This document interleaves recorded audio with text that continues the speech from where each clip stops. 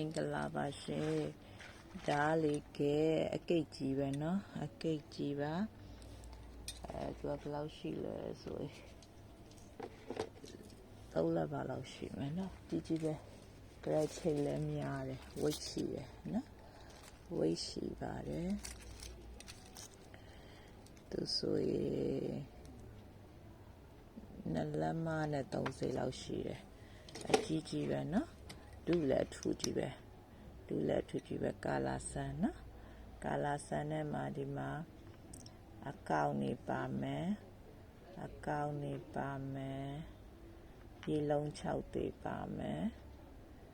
နောက်ပြီးတော့ဟိုပါလဲ compact လိုမျိုးတွေပါမယ်เนาะ compact လိုမျိုးတွေပါမယ်ကာလာဆန်နဲ့เนาะကာလာဆန်အကိတ်ပေါ့နော်အကိတ်ဆွဲနေတဲ့လူတွေအတွက်ယူပါ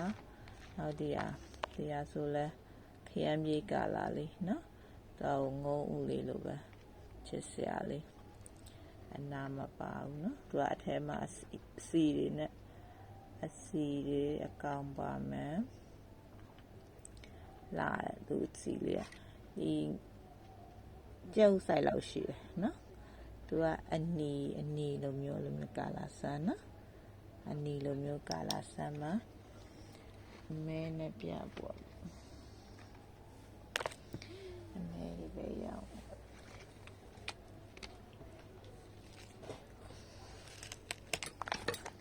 ဒီမှာကာလာဆန်နော်ဒီလိုကာလာဆန်မှာဒါလေးတော်လှတယ်မင်းကဒီလိုကာလာတွေပဲကြိုက်တယ်မင်းကအဲ့လိုဝါတွေပါရသိမ့်ကြိုက်အမဲလေးအဲ့လိုဒီဇယ်တို့ကာလာအဲ့လိုမျိုးကာလာတွေပဲကြိုက်တယ်ကာလာဆန်လေးတွေကြိုက်ဒါလည်းကာလာဆန်ပါနော်ဒါလည်းကာလာဆန်ကဲအကိတ်ကြီးရွှေမှုံနေပါမယ်ရွှေမှုံနေပါမယ်ရွှေမှုံနေပါမယ်နောက်ဟိုယထာကောင်နဲ့တူတယ်ဒီလိုအဖြောင်းကောင်လေအဲ့လိုပါမယ်နော်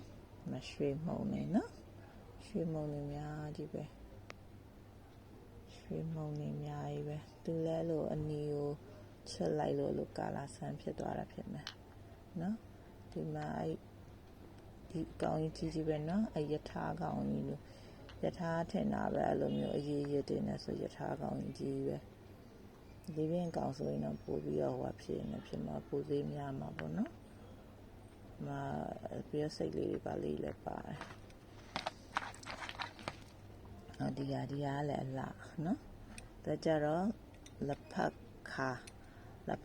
ထဲမှာဒီလိုမျိုးအကောင်ပြက်လေးတွေပေါ့နော်ပင်ကူခြေထောက်တွေပါရညာတွေပေါ့အဲ့လိုမျိုးနော်နောက်တစ်ဖက်ကြီးလည်းပါတယ်နော်အဲ့လိုမျိုးကြီးရှိတယ်သိချပြရင်နှလုံးလောက်ပဲပြလို့ရမယ်နော်ကျော်3မိနစ်ကျော်ပါ